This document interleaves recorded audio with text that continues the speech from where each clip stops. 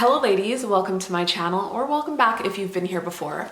My name is Nicole and I've been on a little bit of a level up journey, and with that I've learned that there's some areas that you can level up that is going to cost you nothing, and then there's areas that you are definitely going to need money in, and that's where I've been loving reading and telling you all the things that I've learned in this book all about old money and the habits that they have. And then lastly, there are areas that we can level up that isn't necessarily going to cost us more money and we can be more efficient with it. So that's where I've really been loving sharing with you what I've learned in this series. So with that, let's talk about travel and how old money travels and how we may be able to adopt some of its values too. If that sounds like something that you like, make sure that you subscribe to this channel to see the further videos I put out on this topic or in this niche. And if you like this topic, do make sure to like the video so I know and I can bring more content like it to you.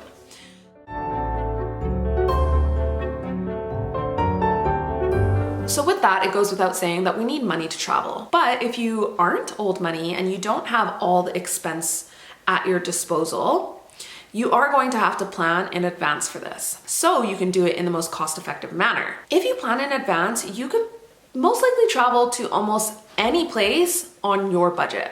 Now, I have to be honest with you, I am not naive to the fact that depending on where you are in the world, it's going to cost more money to travel to certain places.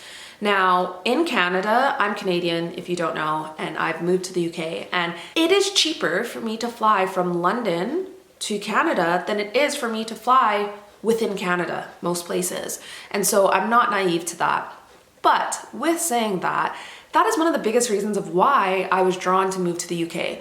I wanted to move somewhere in Europe, but I wanted it to be English speaking, and I chose England. And with that, I saw that England is a hub for other places in Europe, and it's very affordable and very easy to travel to other places in Europe. So I wanted to enrich my life with these experiences, and that's the biggest reason of why I moved over here. So now I'm going to give you some of the tips that I have learned in this book and from my personal experiences. Tip number 1, decide where you're going.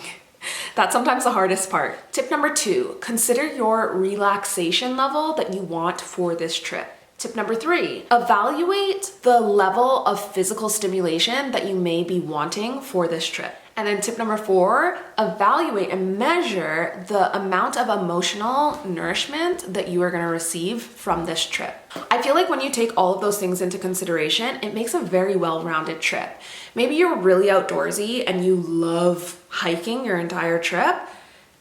That's awesome. But I think for some of us, we go on trips and we think, oh, we want to relax and we want like a beach vacation, and that's great, but you can't just sit on the beach the whole time, right? You're gonna wanna make sure that you get a little bit of this and a little bit of that. Think about how you eat food.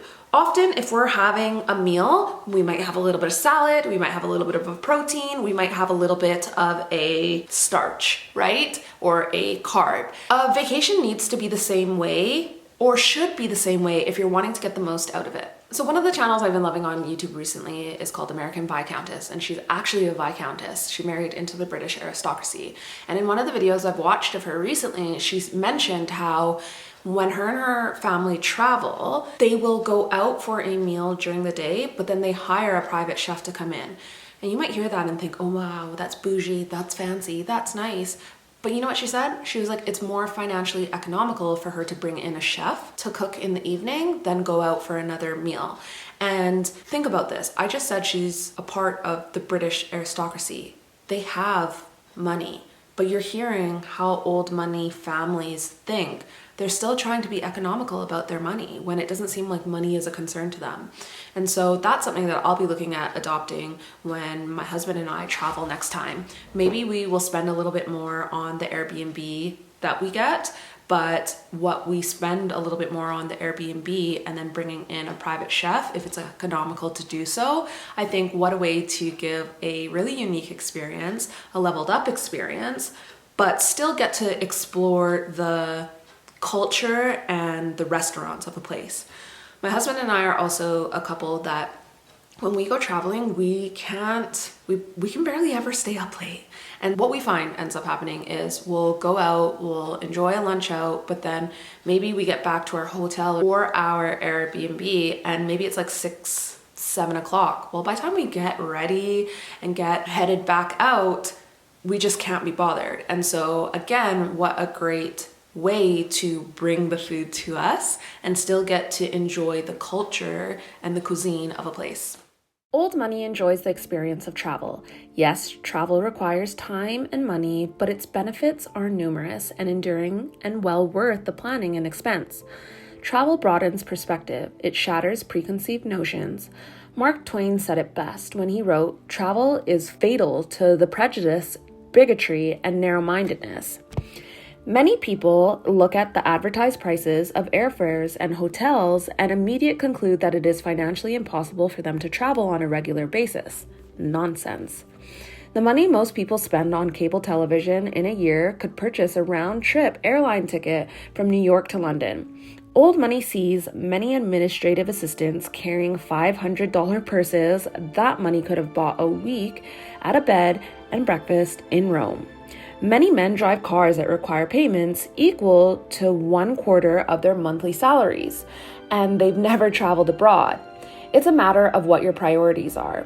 You cannot consider yourself truly well educated unless you travel. So here's a thing that I've learned from this book. It says, regardless of if you're going on a luxury vacation or if you're just backpacking, you can still elevate this experience with the budget that you have. And you do this by making sure that the priority of this travel is the experience, not the luxury hotel, not the lavish car, not the first class always.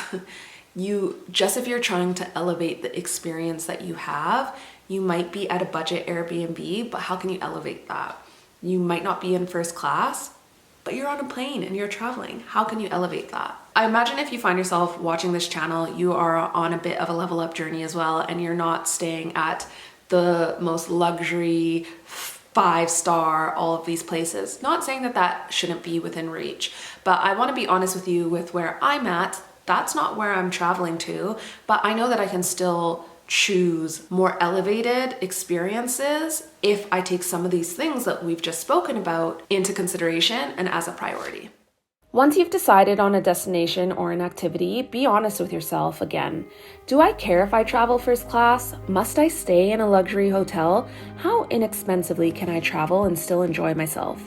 Is my destination out of reach for me financially right now, even traveling as cheaply as possible? If you want to do an African safari and only have $1,000 to spend, even with planning, you're not going to go very far. What activity or activities, sites, or people do I want to see or do when I get to my destination? Shopping is not an acceptable answer. Visiting museums, learning the culture, and exploring the city is a much better answer. It doesn't matter what your budget is or where you're going, you can definitely romanticize this experience. It just may take a little planning. So tip number 1, consider how much time you have for this vacation. Tip number 2, consider your budget. Tip number 3, consider if you're going in the high season or low season, because if you go in low season, you'll make a lot more of your budget. Tip number 4, research and plan. And then you can also plan and prioritize down days. It doesn't have to be go, go, go this entire trip. Tip number 5, ask friends and family for referrals. They may even know someone local that lives there that can show you around. Tip number 6, do your planning and then go cross-references with the travel agent.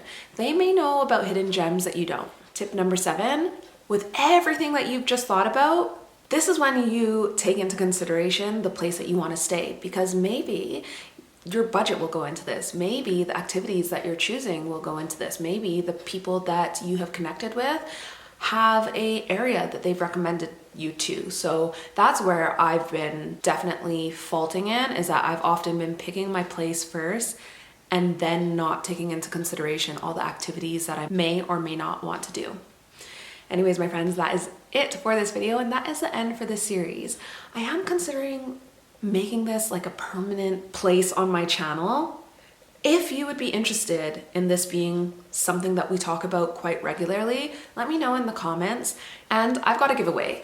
Every time I finish a series, I give away the book that we have covered, and will continue to do so. So all you have to do to win this book, no matter where you are in the world, is You have to be subscribed to my channel, and you have to leave a comment below with what your biggest takeaway was in this series.